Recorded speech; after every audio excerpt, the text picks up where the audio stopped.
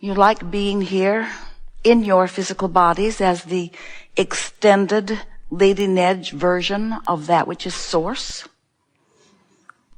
You like knowing that even though you're here in these bodies as extensions, physical extensions of source energy, that the larger part of you, which remains non-physically focused, is still non-physically focused. In other words, the true source of you is non-physically focused while you are physically focused. But there are two very distinct, really worth noting, vibrational aspects of you. The non-physical vibrational aspect of you and the physical vibrational aspect of you. Often when you think of the physical you, me in my personality, me that was born on such and such a date to such and such parents at such and such a place, me, this physical expression of source energy, most of you do not think of yourselves as vibration because you're so good at being vibration, you don't know you're being vibration.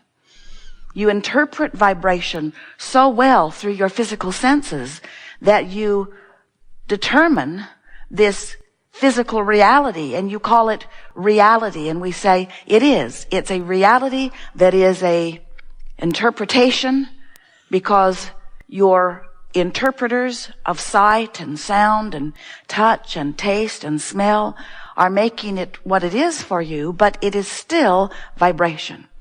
And if you can begin to accept yourself first and foremost as vibration, then you can utilize your guidance system. Then you can recognize the guidance that is available to you in every moment, which is the vibrational relationship, you could say vibrational relativity or comparison between the true vibrational nature of you, the furthest, most expanded vibrational nature of you, and the vibration that you got going on right here, right now, in this moment, regarding whatever thought is active within you and causing the vibrational frequency that you are emitting.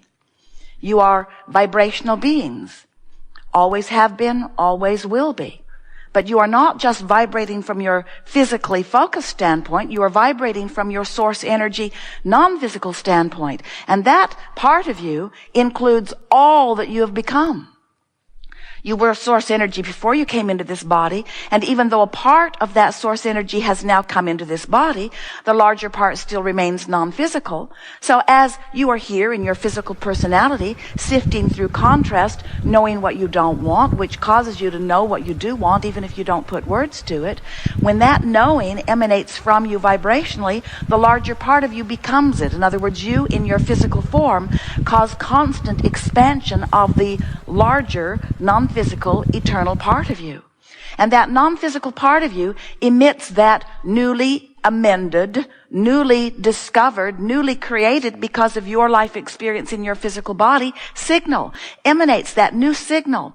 So that new signal of your furthest most expansion is beaming to you all the time, and you're having a relationship, a vibrational relationship with that beaming. In other words, who you really are, even before your birth and certainly since then, has come to the vibrational stance of love. That's the signal that who you really are beams all the time. When you find something unlovable and you focus upon it and you conclude that it is unlovable and you make a sort of career out of focusing on how unlovable it is until you train yourself into a frequency that knows about this unlovable thing, you've set up vibrational discord between you and you. So you don't feel love, you feel discord, which is what hate is.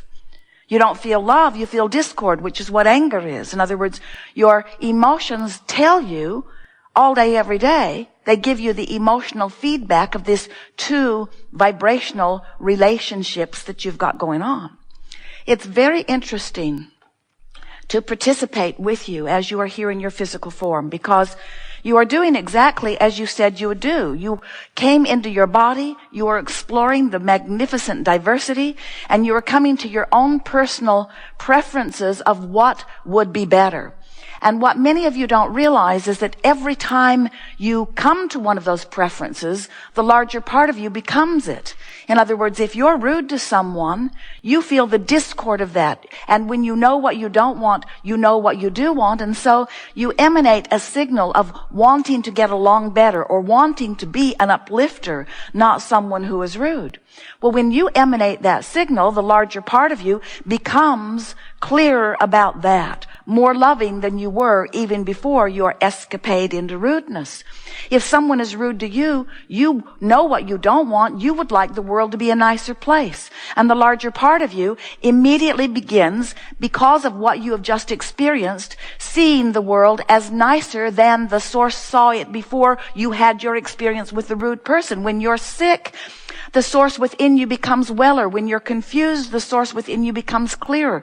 Because on the other side of the wave, the vibrational wave of what you don't want is an equivalent wave of what you do want, even if you don't put words to it. We so want to explain to you in a way that you really feel it and resonate with it and get it, because the source within you knows it and gets it and is it. As you begin to resonate with this understanding that you are source energy and that source energy is emanating a guiding signal to you at all times, and you care about how you feel, so you choose thoughts more and more every day that allow you to line up with that stronger signal, then you become the physically focused, leading edge spirit being that you came forth to be. Then you are seeing your physical world through the eyes of source, adding to the physical world in the way that you intended to, and your personal experience is one of really joyful life experience. Esther was watching television the other day and saw something that was disturbing to her, and it wasn't surprising that it was disturbing to her, because it was disturbing to the presenters who were presenting it. In other words, they were stirring up trouble with it, and they managed to stir up some trouble in Esther about it. Some psychologists were presenting some pictures to children and asking them which is the bad child. And there were children with very dark skin, and then less dark, and then less dark, and then less dark, and until finally light-skinned children. And what this study showed was that almost all children, regardless of what color their skin was, pointed right away to the dark skin as the bad child and the light skin as the good child. And Esther's first discomfort with the presentation was she really didn't like the way the question was being asked. It was, the children are accustomed to being given multiple choices, and so if the question is, which of these is bad, there was no option for none of the above, which many of them would have selected if they had been given the option, but it wasn't the way it was set up. It was, which of these is bad?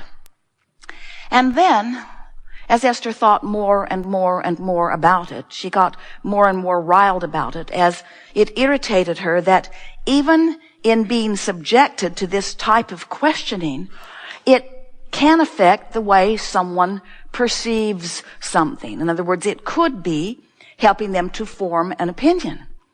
But then, as Esther began to ponder this further, she wanted to make her own study. In other words, she began conjuring pictures to show not just to children, but to adults or people of all ages, a picture of someone studying, maybe with a diploma in their hand, and a picture of someone windsurfing. And the question is, which behavior is more appropriate? And Esther is quite certain that even though, if the question were, which would you rather do?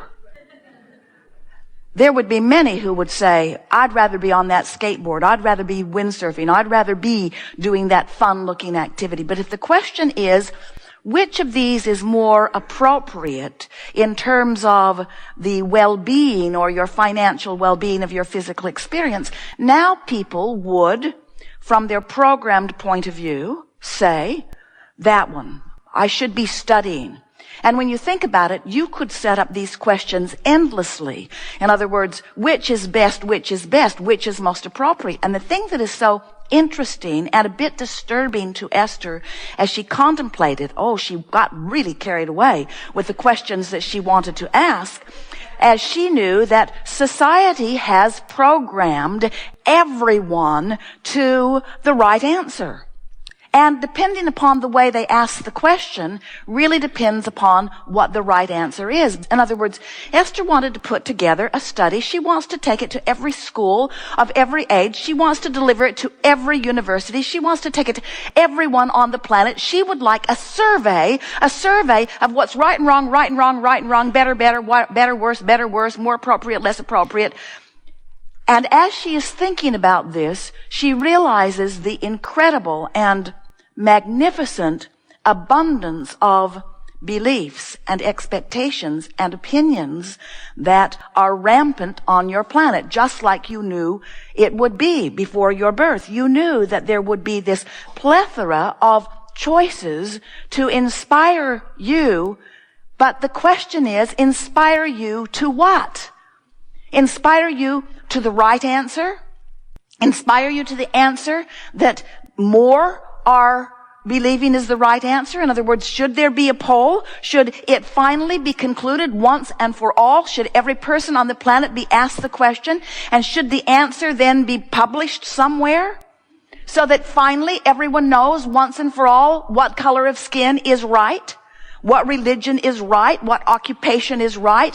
What application of your life to a day-to-day endeavor is right?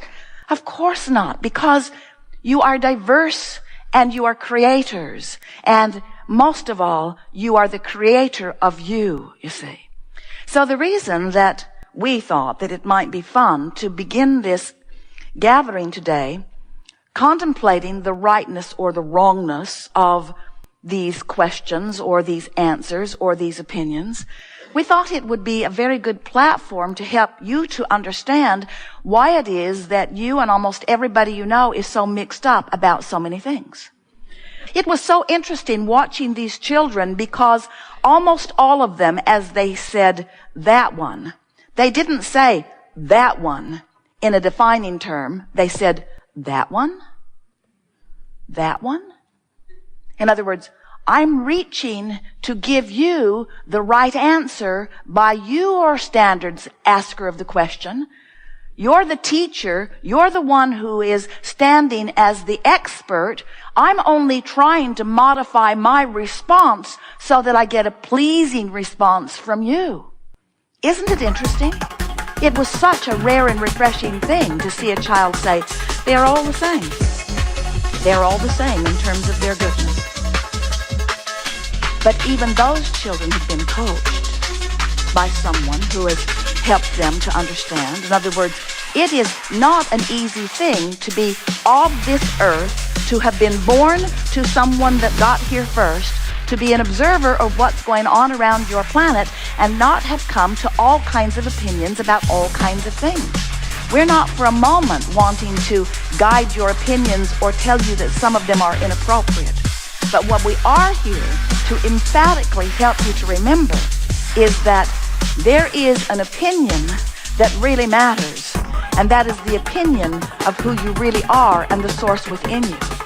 That if you are measuring your thought in the moment, your conclusion in the moment, your desire in the moment, your expectation in the moment, your belief in the moment, your answer to any question in the moment, you can feel what the source within you knows about every one of those questions. In other words, the question is, which is the good child? That was the question. Which is the good child?